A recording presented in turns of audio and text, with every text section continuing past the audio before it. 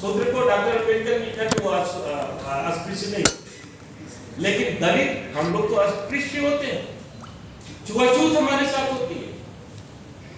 तो अम्बेडकर जी ने उसी किताब के लास्ट पेज पर लिखा कि भारत के जो में अस्पृश्यता का अगर एकमात्र कारण कोई खोजा जाए, एकमात्र कारण सब लिखा, only reason behind to untouchability is beef eating, गो मांस भक्षण, और उसकी वजह से अस्पृश्यता। आप समझ सकते हैं कि भारत में अस्पृश्यता अगर गो मांस भक्षण से आई, और उन्होंने ये भी कहा कि भारत में अस्पृश्यता मेरे ख्याल से 6वीं शताब्दी से था।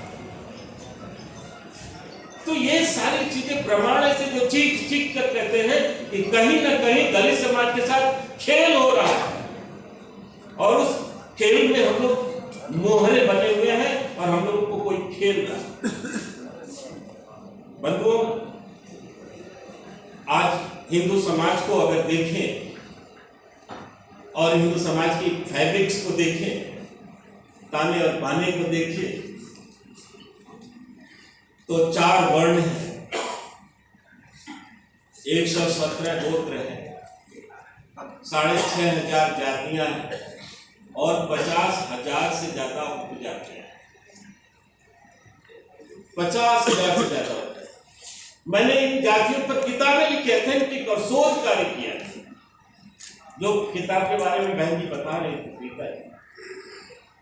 मैंने राजवंशी गौरवशाली इतिहास लिखे तीनों जातियों के, चंद्रकार जाति का, कटिक जाति का और वाल्मीकि समाज। आप लोग कभी मौका मिले तो जरूर पढ़िए। मैंने एक किताब में 500 किताबों का रेफरेंस दिया, संदर्भ है, और जो भी मैंने बातें लिखी है उसका फुटनोट भी उसी पेज पर नीचे मैंने लिखा है कि ये बातें मैं नहीं, ये प्रमाण है इसके। आप समझिए कि केवल एक ब्राह्मण जाति में 1008 उपजाति है, सिर्फ एक क्षत्रिय जाति में 1265 उपजाति। सिर्फ अब दलित जातियों में हम लोग आ जाए, हम लोग दलित समाज से बैठे हैं, सिर्फ एक चर्मकार जाति में 410 उपजाति, इतनी तो मिली है, इससे ज्यादा ही हो। मैं अकेले शोध कार्य कर रहा, तमाम पुस्तकों को मैंने पढ़ा,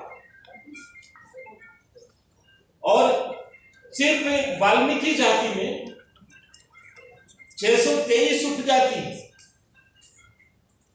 मैं अपने समाज, खटिक समाज पर भी मेरी पुस्तक मैंने लिखा, सिर्फ एक खटिक समाज में 1871 उपजाति है, कास्ट विद इन कास्ट, मटर के दाने की तरह बिखरा हुआ समाज। हम अपनी ही जाति में भी हम लोग बिखरे हैं। सोनकर अलग है तो फला अलग है, तो चक अलग है, तो दीवारिया अलग है, तो पहाड़िया अलग है, खगेला अलग है। आप सोचिए ना, ये लोग आपस में शादी विवाह का भी रिश्ता नहीं करते, खटिक जाति के। हम दूसरों की क्या बात करें, पूरे समाज की क्या बात करें, हिंदू समाज की क्या बात करें। तो समस्या बहुत बड़ी है, लेकिन ये सारी समस्याओं को ऐसा नहीं है कि ये इतनी जातियां पहले से बने।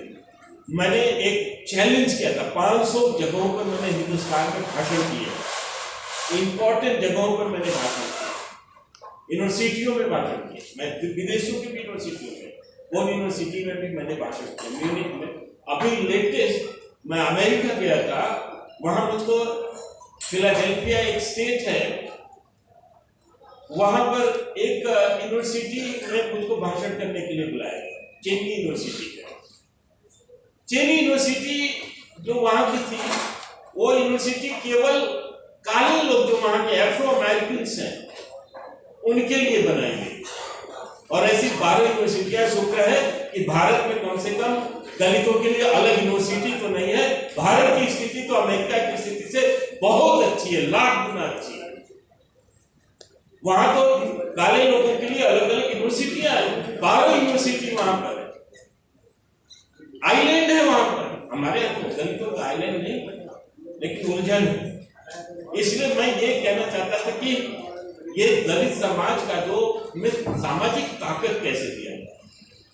ये 12 जो हजारों जातियां बन गई हैं, उपजातियां बन गई हैं, ये बनाई गई और कैसे बनाई, किस विपरीत परिस्थितियों में बनाई गई है, ये सब आप लोगों को हल्का फुल्का जानकारी होगा।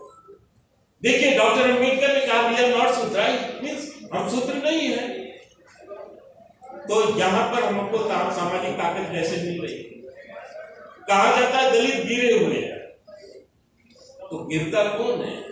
आसमान का आदमी गिरता है, जमीन का आदमी गिरता है कि आसमान का आदमी? अगर आज हम गिरे हुए, इसका मतलब हम ऊंचाई पर रहे होंगे, तो किस ऊंचाई पर रहे होंगे, क्या रहे होंगे? अभी गाली की बात आ गई थी, मैं उस पर भी बोलना चाहूंगा एक टिप्पणी। ऐसा नहीं है कि टिप्पणियां रेफरेंस के लिए दी जाती है, एकेडमिक डिस्कशन के को एथेंटिक बनाने के लिए दिया जाता है। हिंदू समाज में 6,500 जातियां, 50,000 से ज्यादा उठ जाती हैं, लेकिन सिर्फ दो जातियां ऐसी हैं जिनका उपयोग गाली के रूप में किया जाता है, जिनका चमार और भंगी ऐसे सब गाली के रूप में किया जाता है। हम नहीं बोल रहे हैं, ये रेफरेंस के लिए बोल रहे हैं। क्यों?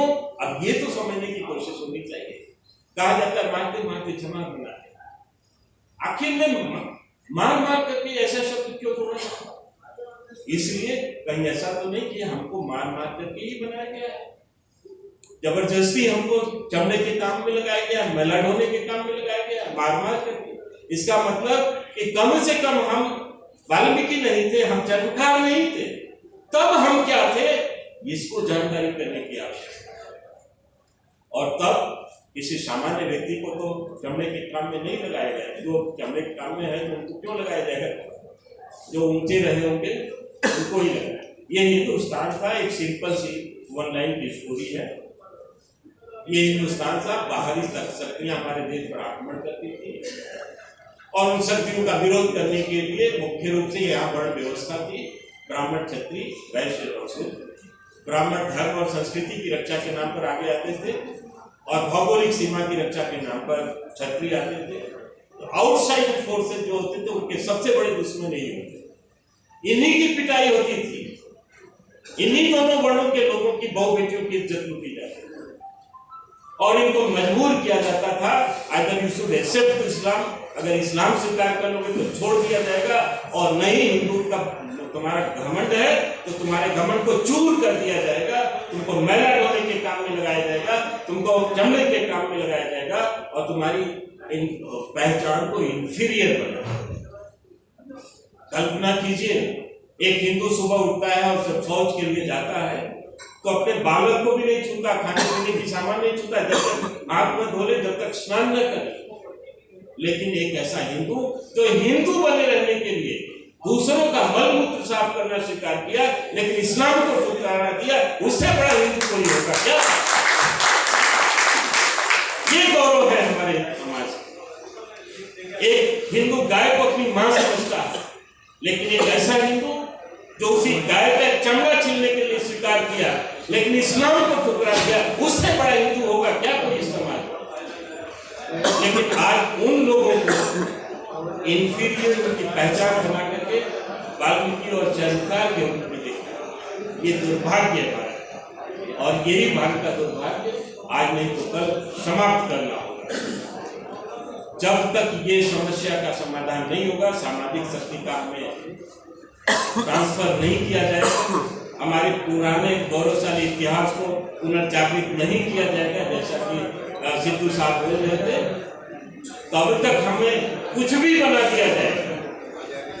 हम इस देश के राष्ट्रपति बन जाए, प्राइम मिनिस्टर बन जाए, मंत्री बन जाए, लेकिन हमारी पहचान तो दलित की ही रहे। इसलिए हमें इन सब विषय पर आगे काम करना चाहिए। समय बहुत हो गया है, मैं अपनी वाणी को इसी अपेक्षा के साथ ध्यान दूंगा कि अगर कभी मौका मिला तो हम लोग जरूर इन सब बातों को और आगे बढ़ाएंगे, और आवश्यकता है कि हम इन सब कार्यों को आगे बढ़ाएं। बहुत बहुत धन्यवाद।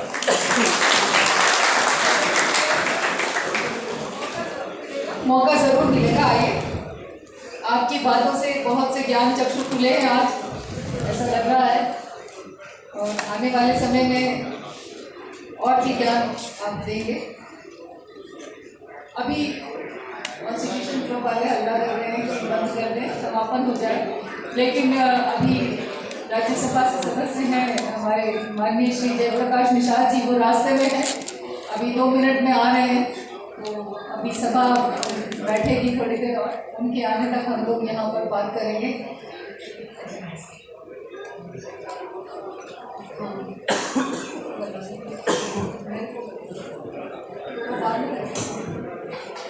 जयप्रकाश जी आ रहे हैं ना, राज्यसभा में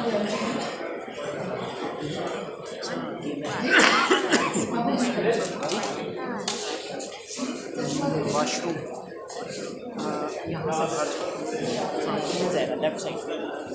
हाँ कोई ना